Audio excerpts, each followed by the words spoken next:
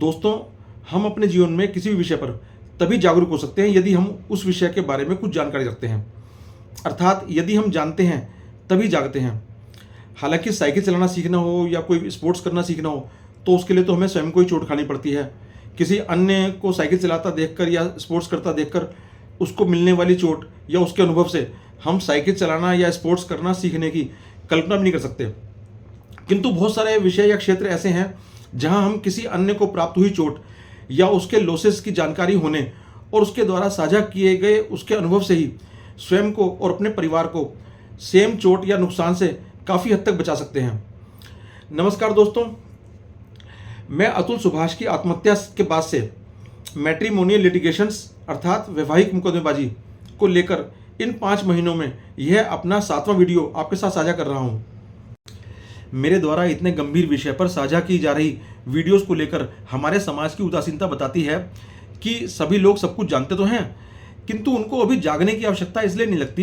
क्योंकि जब हमें अपनी ड्राइविंग पर बहुत अधिक विश्वास होता है तो हमें ये गलतफहमी हो जाती है कि हमारी गाड़ी का तो कभी एक्सीडेंट होगा ही नहीं, अर्थात जब हम सही चलेंगे और सही रहेंगे तो हमारे साथ या हमारे किसी परिजन के साथ कभी कुछ गलत होगा ही नहीं। जबकि आपकी सुरक्षा सिर्फ आपकी ड्राइविंग स्किल पर नहीं बल्कि सड़क पर चल रहे प्रत्येक वाहन पर निर्भर करती है। आप में से जिसने भी मेरे पिछले वीडियोस नहीं देखे हैं उनके लिए बता दूं कि मैंने उनमें बताया था कि किस प्रकार मेरी पत्नी 27 साल से भी अधिक समय से मुझसे 125 किलोमीटर दूर रहते हुए तब से ही सहारनपुर कचहरी में मेरे विरुद्ध झूठी ग्राउंड्स पर आज तक भी नए मुकदमे करती जा रही है। इसी कहानी के मुख्य बिंदु बताते हुए मैंने 5 मार्च और 31 मार्च को आधा घंटे के 2 लंबे वीडियोस आपके साथ इसी चैनल पर साझा किए थे और उन दोनों वीडियोस के बाद एक वीडियो और साझा किया था जिसमें मैंने ये बताया था कि क्यों और कैसे मेरी पत्नी कई बार आउट ऑफ कोर्ट सेटलमेंट तय करके भी पीछे हट जाती है। अपने पिछले वीडियोस की तरह इस वीडियो में भी आपको बहुत चौंका देने वाले फैक्ट्स साझा करने जा रहा हूँ, इसलिए आपसे निवेदन है कि वीडियो के अंत तक अवश्य बने रहें। यदि वीडियो पसंद आए तो लाइक और कमेंट अवश्य करें। जैसा कि मैंने अपने पिछले एक वीडियो जो 31 मार्च को साझा किया था उसमें बताया था कि सन 2022 में जब मेरी पत्नी और मेरे बीच कोई मुकदमा बाकी नहीं रहा और मेरा मेरठ से सहारनपुर कचहरी जाना बंद हो गया तो मेरी पत्नी को यह सहन नहीं हुआ और उसने फिर से झूठे शपथ पत्र और झूठे साक्ष्यों के आधार पर 2 नए मुकदमे दायर करके कोर्ट केसेस की कंटिन्यूटी फिक्स कर दी, जिसमें एक मुकदमा तो घरेलू हिंसा का है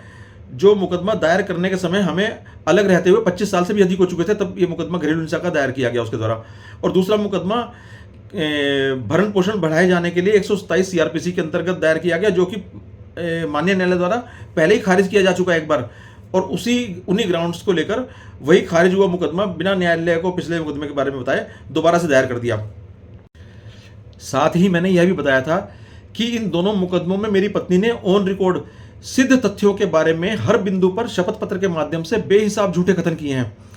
यहां आपको यह बता दूं कि यदि आपके विरुद्ध कोई झूठा मुकदमा दायर करता है तो उस मुकदमे को साबित करने की जिम्मेदारी मुकदमा करने वाले पर होती है। आपको सिर्फ उसके कथनों को नकारते हुए उसके विरुद्ध उत्तर प्रस्तुत करना होता है, जिसको हम आपत्ति पत्र या ऑब्जेक्शंस या डब्ल्यूएस भी कहते हैं। किंतु यदि आपके विरुद्ध जो झूठा मुकदमा दायर किया गया है वो ऑन रिकॉर्ड ही अपने आप में झूठा साबित है या आपके विरुद्ध पास बहुत मजबूत साक्ष्य हैं जिससे आप उस मुकदमे को पूरी तरह झूठा साबित कर सकते हैं, तो आपको उत्तर पत्र या आपत्ति पत्र दाखिल नहीं करना चाहिए बल्कि उस मुकदमे के विरुद्ध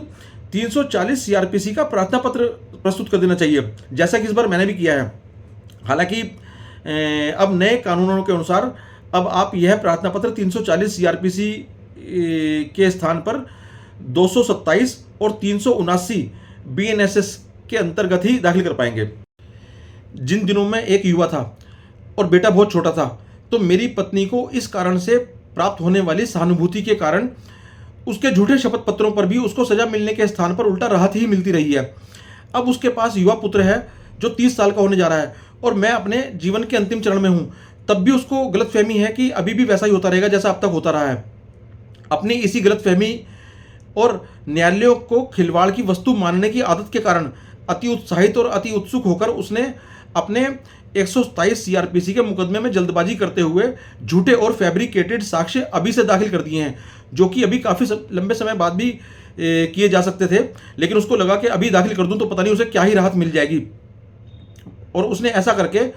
मेरे 340 सीआरपीसी के प्रार्थना पत्र को और मजबूत करने का मुझे अवसर दे दिया। जबकि इससे पहले हमेशा ही वो अपने मुकदमों को लिंगर ऑन करती रही है। जैसा कि मैंने अपने 5 मार्च के वीडियो में बताया था कि किस प्रकार उसने अपने कंटिन्यूड साक्ष्य को 4 साल तक, जिसमें उसका मौखिक साक्ष्य चल रहा था, और 4 साल तक उसको उसने कंटिन्यूड रखा लिंगर ऑन करते हुए। अपने पिछले वाले 127 सीआरपीसी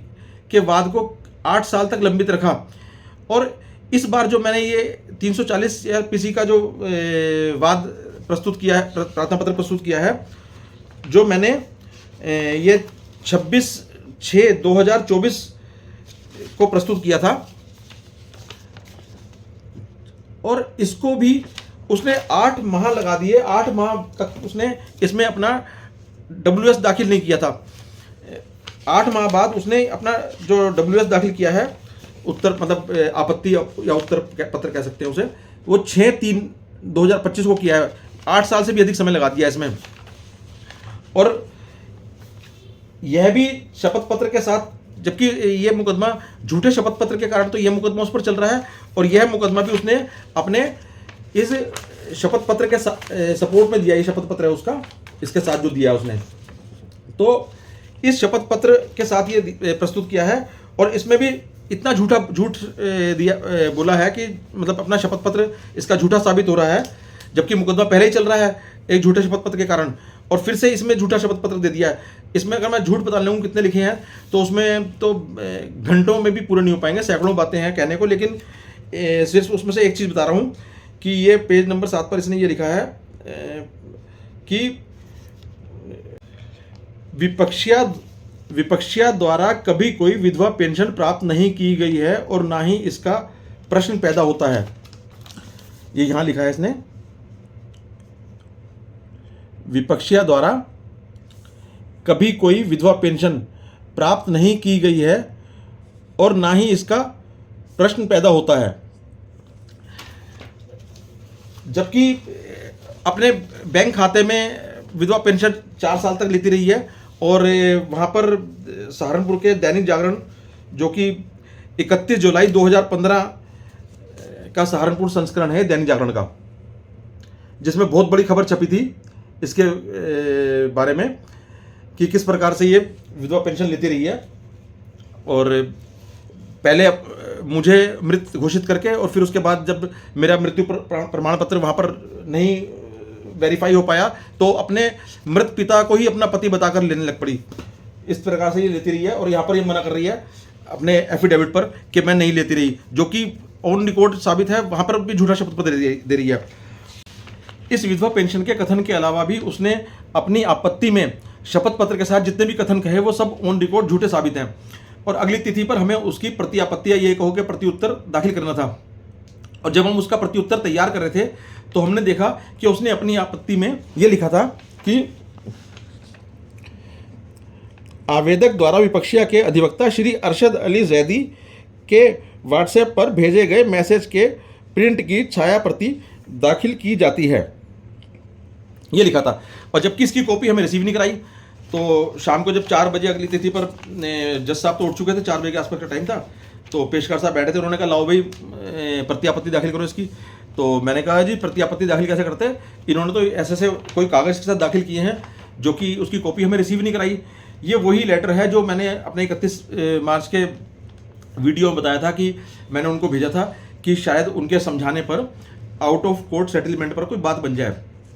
तो मैंने कहा ये तो दाखिल किया है इन्होंने, हमें कॉपी तो रिसीव कराएंगे, इन्होंने कौन से कागज़ कैसे कागज़ दाखिल किए हैं वो हम पढ़ेंगे तो सही, टैली तो करेंगे, तो तभी तो हम इसका उत्तर लिख पाएंगे। तो उन्होंने कहा लाओ भाई इनकी कॉपी, उसकी कॉपी रिसीव कराओ, कौन से कागज़ तुमने दाखिल किए हैं इनको। तो वो बोल रहे हैं उनके अधिवक्ता कि हमने तो कोई कागज़ ऐसे दाखिल ही नहीं किया। हालांकि वो करेंगे भी नहीं, क्योंकि उससे तो दाखिल करने से तो उसकी अपनी कलई खुलती है, वो दाखिल करेगी ही नहीं उन कागज़ों को। तो अब इस कारण से रह गया था। फिर भी पेशकार साहब ने कहा मुझे कि तुम एडजमेंट एप्लीकेशन लाओ।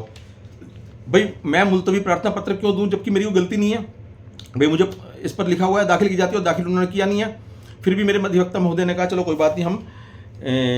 एडजमेंट एप्लीकेशन दे देते हैं। तो मेरे अधिवक्ता महोदय ने ये एडजमेंट एप्लीकेशन अपने हाथ से हाथों हाथ लिख कर दी, जिस पर उनके अधिवक्ता महोदय ने इतनी लंबी चौड़ी आपत्ति कर दी, जबकि खुद 8 महीने बाद तो आपत्ति दाखिल कर रहे हैं। और मैंने पहली तिथि पर प्रति आपत्ति दाखिल करने वाला था। मैं तो कभी लिंगर ऑन करता ही नहीं, एक भी डेट वेस्ट नहीं जाने देता, लेकिन इन्होंने ऐसा लिख दिया था, बिना दाखिल करे मिसगाइड कर दिया कि दाखिल की जाती है, लेकिन दाखिल करी नहीं थी। तो इस वजह से मैं पहली तिथि पर दाखिल नहीं कर पाया प्रति आपत्ति अपनी, तब भी आपत्ति कर रहे, जबकि इनको आपत्ति करने का कोई अधिकार नहीं था। तो इस पर जज साहब तो बैठे नहीं थे, वहाँ पर पेशकार साहब ने इस आपत्ति के कारण, जबकि खुद 8 महीने बाद आपत्ति की है, 8 साल तक उन्होंने पिछला 127 सीआरपीसी का मुकदमा लंबित रखा, अपने कंटिन्यूड ओरल एविडेंस को 4-4 साल तक लिंगर ऑन किया, कंटिन्यूड एविडेंस को। और मेरे को पहली डेट पर ही उन्होंने पेशकार साहब ने आदेश कर दिया पत्रावली पर, क्योंकि जज साहब थे नहीं, उन्होंने ऑर्डर किया उस पर, और साइड में लिख दिया प्रति आपत्ति हेतु अंतिम अवसर, पहली तिथि को ही अंतिम अवसर, पहली तिथि पर ही। फिर भी मैंने उनसे कहा, मैंने कहा चलो एक काम करो, इसके ऊपर आप ये लिख दो कि आपने कोई कागज़ दाखिल नहीं किया है। तो उन्होंने ये लिख दिया, मैंने कहा इस पर ये लिख दो। फिर उनके वकील साहब ने लिखा कि हमने कोई उस तरह का कोई वो व्हाट्सएप वाली प्रिंट हमने कोई दाखिल नहीं किया। मैंने कहा कल को तुम्हारी जगह कोई दूसरा वकील उसने कर लिया, और दूसरे वकील साहब ने कहा कि ये कागज़ कहाँ गए, कागज़ किसने यहाँ से हटा दिए। तो उसके पीछे मेरा बेटा खड़ा था, वो एकदम बोला हाँ जी हमने तो 20 पेपर और भी दाखिल किए थे, वो सब इन्होंने हटा दिए, सारे पेपर इन्होंने फाइल पे से हटा दिए। वो ऐसी बेवकूफ़ी वाली बात उसने कही। उसने सोचा मैं इसके ऊपर ये एक आक्षेप रह गया झूठा, ये भी लगाई दूँ आज कि पत्रावली पे से हटा दिया, जबकि ये आक्षेप उस मूर्ख को ये नहीं पता कि ये आक्षेप मुझ पर नहीं जाता बल्कि स्टाफ पर जाता है। इसलिए पेशकार साहब बहुत नाराज़ हुए उस पर, और बहुत ज़ोर से डांटा उन्होंने पेशकार साहब ने। उन्होंने कहा कि भाई अभी जज साहब को बता दूंगा कि ऐसे कह रहा है, और अभी यहीं से जेल भेज देंगे तुझे, वो ऐसी बात कर रहा तू, पता नहीं क्या मूर्खों वाली वहाँ पे बातें करता रहता है, बहुत सारी मूर्खों वाली बातें करता है वो।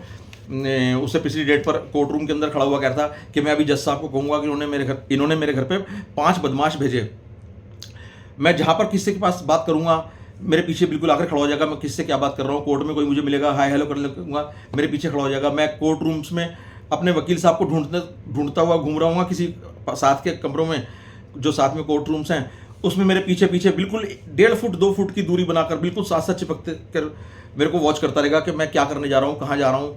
क्योंकि बहुत होशियारी अपनी वो दिखाता है कि मैं बहुत होशियार, बहुत इंटेलिजेंट हूँ, मैं कितना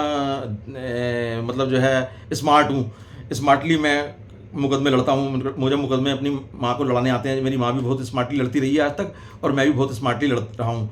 बहुत बेवकूफ़ियों वाली बातें वहाँ पर वो करता रहता है, लेकिन बहुत अपने आप को स्मार्ट समझता है। ऐसे बच्चे क्यों बन जाते हैं इस तरह के, जो कि वास्तव में बुद्धि उनकी, मैं टिप्पणी नहीं करूँगा बुद्धि पर तो, लेकिन अपने आप को वो समझते हैं ऐसे जैसे सारी दुनिया की बुद्धि सबसे ज़्यादा उन्हीं में ही है। ऐसे क्यों बन जाते हैं वो बच्चे, क्यों परिपक्व ना होते हुए अपने आप को सबसे अधिक स्मार्ट मानते हैं। इस पर मैं अपना अगला वीडियो लाने वाला हूँ, जिसका इस कोर्ट केसेस से कोई मतलब नहीं होगा, जो सभी के लिए बहुत अच्छा है वीडियो, वो देखना, खासकर पेरेंटिंग के लिए, अच्छी पेरेंटिंग के लिए। तो वो देखने के लिए या मेरे आने वाले अन्य वीडियो देखने के लिए भी मेरा निवेदन है कि आप मेरे इस चैनल को सब्सक्राइब करें और बेल आइकन दबा दें। यहाँ तक देखने के लिए बहुत बहुत धन्यवाद। नमस्कार।